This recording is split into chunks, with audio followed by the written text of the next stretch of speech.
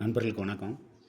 Market move ஆகுறது ஒரு pivot பாயிண்ட்லேருந்து இன்னொரு பிவட் பாயிண்ட் வரைக்கும் அப்படிங்கிற மாதிரி நம்ம நிறைய தடவை பேசியிருக்கிறோம். அதாவது சப்போர்ட் ரெசிஸ்டன்ஸ் அப்படின்னு சொல்லி. அப்படி நம்ம பார்க்கும்போது இப்போ நம்ம பார்த்துருக்கிற மார்க்கெட் பல்ஸ் ஆப்பு. இந்த மார்க்கெட் பல்ஸ் ஆப்பில் இது 3 மினிட்ஸ் டைம் ஃப்ரேமு. 2 இடத்துல ஒரு பிவட் பாயிண்ட் இருக்குது. 24929 வச்சுக்கோங்க. அடுத்து இன்னொன்று 24599. இது 24600 வச்சுக்கலாம். கீழே மேலே 929, கிட்டத்தட்ட ஒரு 329 330 பாயிண்ட் இருக்குது. இப்போ இந்த இடத்துலேருந்து ரிட்டர்ன் எடுத்திருக்கு. கிட்டத்தட்ட ஒரு 4 மணி நேரம் ஃபால் ஆனது. ஒரு 10-12 நிமிஷத்தில் அதில் பாதி ரிவர்ஸ் ஆகிடுச்சு. மறுபடியும் அடுத்து 3 மினிட்ஸில் வேறு லெவலில் பிச்சுக்கிட்டு போகுது.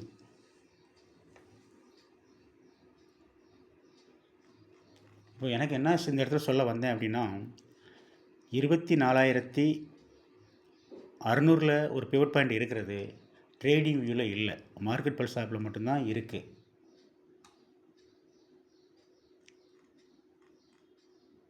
மார்க்கெட்டில் என்ன வேணால் நடக்கும் அப்படிங்கிறதுக்கு இந்த இடம், இந்த நாள் ரொம்ப ரொம்ப ரொம்ப வித்தியாசமான நாள்.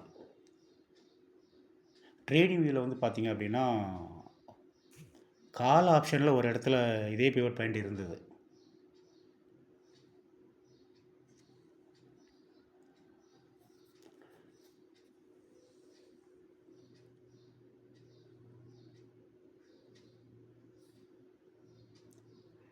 அந்த இடத்துல பிவட் பாயிண்டில் சப்போர்ட் எடுத்து கால் ஆப்ஷனில் மேலே போச்சு.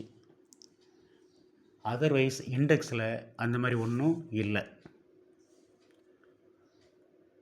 ஆப்ஷன் ட்ரேடிங் ரொம்ப ரொம்ப டேஞ்சரஸ். டெய்லி ஒரு பர்டிகுலர் பர்சன்டேஜ் ஆஃப் ப்ராஃபிட் கிடச்சிருச்சு அப்படின்னா சந்தோஷப்படுங்க.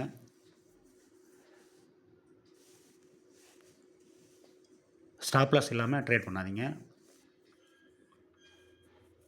ட்ரேடிங் ஸ்ட்ராட்டஜியை ரொம்ப ஸ்ட்ராங்காக நம்புங்க.